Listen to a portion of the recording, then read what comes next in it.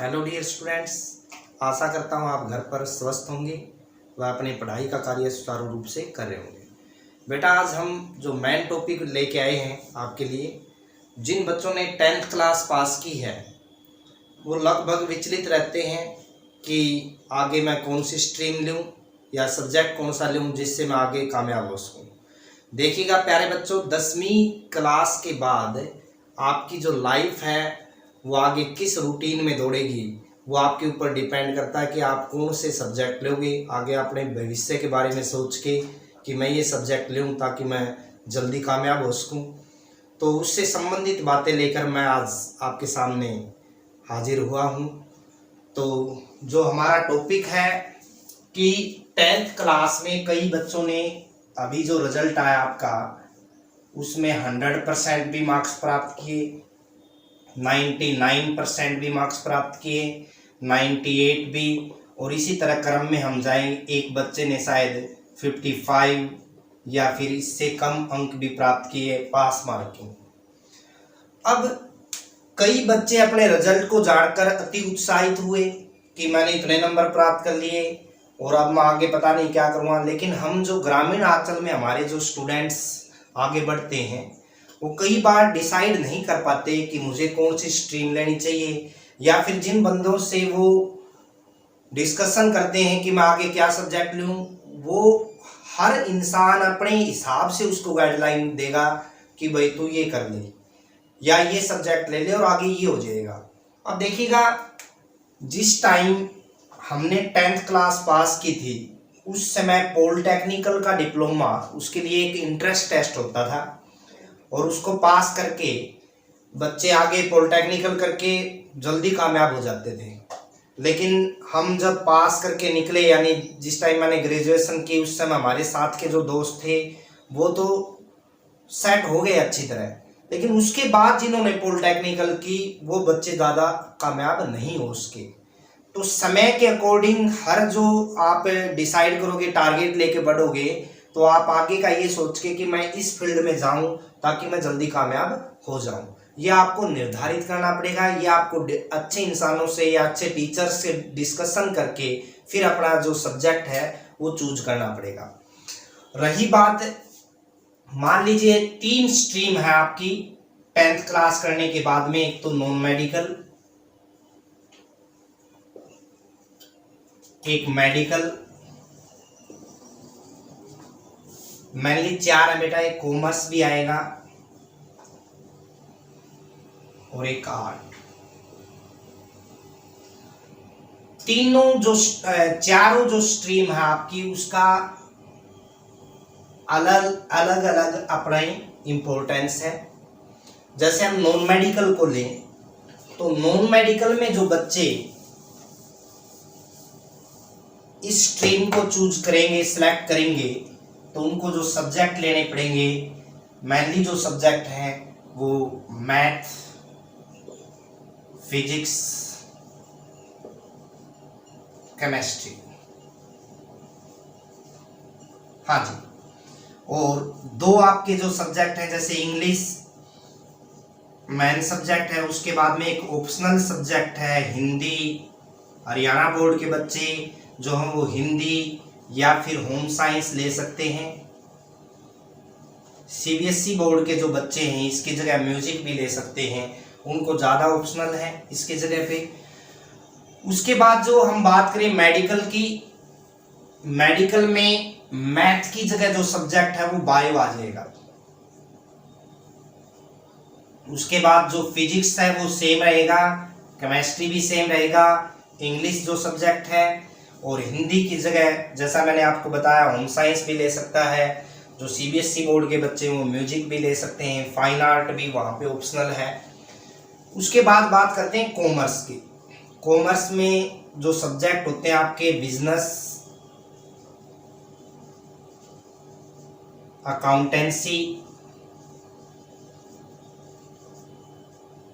और उसके बाद मैथ ओब्लिक इको यानी इकोनॉमिक्स, और जो अगले जो सब्जेक्ट हैं इंग्लिश और हिंदी।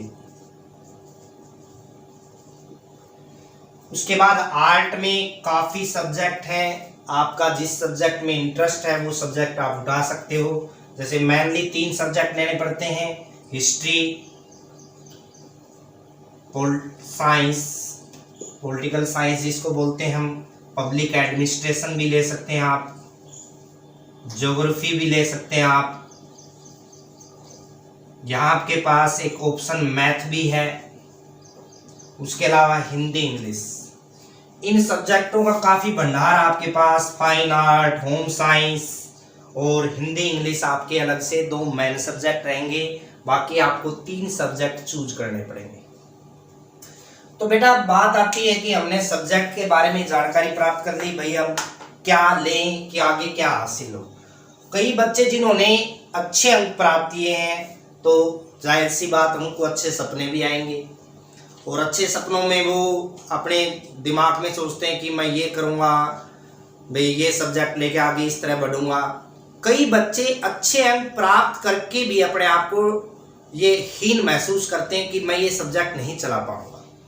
बेटा सबसे पहले आप मेडिटेशन करके आप खुद से बात करिए कि आप किस सब्जेक्ट में रुचि रखते हो और कौन सा सब्जेक्ट ऐसा है जिसके ऊपर आपकी पकड़ मजबूत है। आपको महसूस होगा, खुद को रियलाइज होगा कि इस सब्जेक्ट में मेरी पकड़ अच्छी है और मैं ये सब्जेक्ट लूँगा।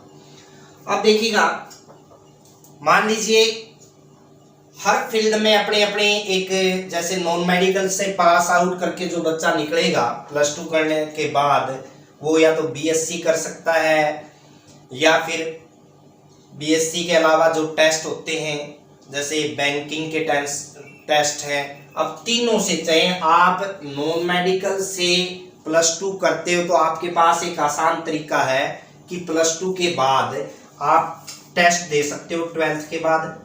कौन से मेनली जो बच्चे हैं आज के दिन हम देखते हैं जिसमें न तो किसी स्पार्स की जरूरत है न किसी के पाव पकड़ने हैं बेटा, जैसे नेवी, एयरफोर्स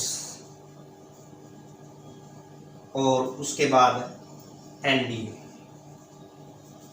हाँ जी, और एक खास बात बेटा, लड़कियों के लिए भी अब नेवी एयरफोर्स में सिलेक्शन शुरू हो चुका है, एनडीए में भी।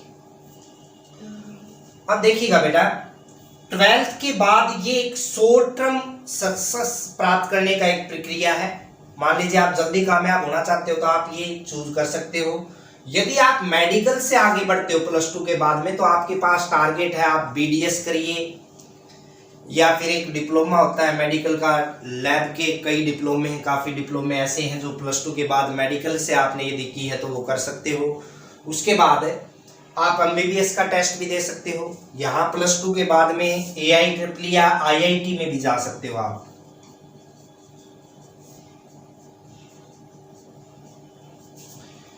कॉमर्स में जो बच्चे हैं +2 के बाद कुछ टेस्ट आते हैं, जैसे एक तो आप CA, जिसको चार्टेड अकाउंटेंट बनना है तो वो कॉमर्स लेके बढ़ेंगे आगे। इसके साथ साथ लगभग जो पहले बच्चे कॉमर्स से पास आउट होते थे वो ज़्यादातर बैंकिंग में जाने के इच्छुक होते थे। जिन्होंने टारगेट बना लिया कि मुझे बैंकिंग में जाना है तो वो कॉमर्स जो स्ट्रीम है वो लेते हैं। आर्ट्स वाले बच्चे ऑलराउंडर होते हैं। अब हो सकता है वो बच्चा जल्दी, जैसे हरियाणा स्टाफ सिलेक्शन कमीशन के जो टेस्ट हैं, HSSC के जो टेस्ट होते हैं उसमें +2 के बाद काफ़ी वैकेंसीज आती हैं। अब जो क्लरिकल पोस्ट हैं वो पहले +2 पे होती थी लेकिन अब ग्रेजुएशन लेवल पे कर दी, तो आप ग्रेजुएशन करके उनकी तैयारी कर सकते हो, SSC की भी तैयारी कर सकते हो, तो उस प्रक्रिया में जा सकते हैं। अब बात आती है कंफ्यूजन दूर करने के लिए कि मैं, अब कोई बच्चा कहेगा कि मैं कौन सी स्ट्रीम लूँ, तो आपको स्ट्रीम वो लेनी है जिसमें बेटा आपका इंटरेस्ट है खुद का।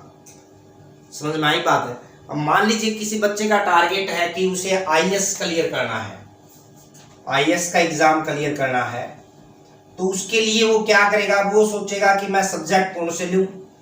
देखिए IAS के लिए सबसे जरूरी जो चीज़ है वो है सिटिंग, और इन तीनों स्ट्रीम में सबसे ज़्यादा जो सिटिंग होती है वो नॉन मेडिकल और मेडिकल के बच्चे या फिर कॉमर्स के बच्चे भी दे देते हैं। आर्ट्स के बच्चे भी कई ऐसे होते हैं जो सब्जेक्ट ऐसे चूज करके कि अपना जो कमांड है वो अच्छे से बढ़ा के इस टेस्ट की तैयारी कर सकते हैं।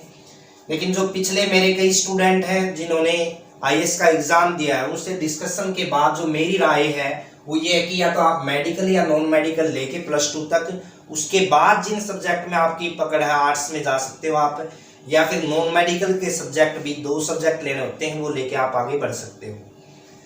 तो बेटा मेरी पर्सनल राय ये है कि आप अच्छे ठंडे दिमाग से सोचिए, अपने जो गाइडलाइन आप जिन बच्चों से लेते हो या स्टूडेंट्स आपके जो सीनियर स्टूडेंट्स हैं या फिर जो टीचर्स हैं जिससे आप अच्छे से डिस्कशन कर सकते हो, उनसे बात करके ये मौका जो है आप 10वीं के बाद जो आप सब्जेक्ट चूज करते हो इसको अच्छे से मंथन करके, और यदि आपको कोई प्रॉब्लम है तो आप मेरे से भी कांटेक्ट कर सकते हो, मैं आपको अपनी ओर से बेस्ट राय देने की कोशिश करूंगा। अब देखिएगा कि जितना आपको बताया गया है बेटा, ये +2 के बाद की जो कहानी है वो जिंदगी की अलग हो जाती है। 10th के बाद की जो लाइफ है वो आपको इन सब्जेक्ट्स के ऊपर डिपेंडेंट है, तो आपको अच्छे से वो सब्जेक्ट चूज करने हैं जिससे आप आगे अपने जीवन में कामयाब हो सको, अपने माँ बाप का नाम रोशन कर सको, अपने देश का नाम रोशन कर सको।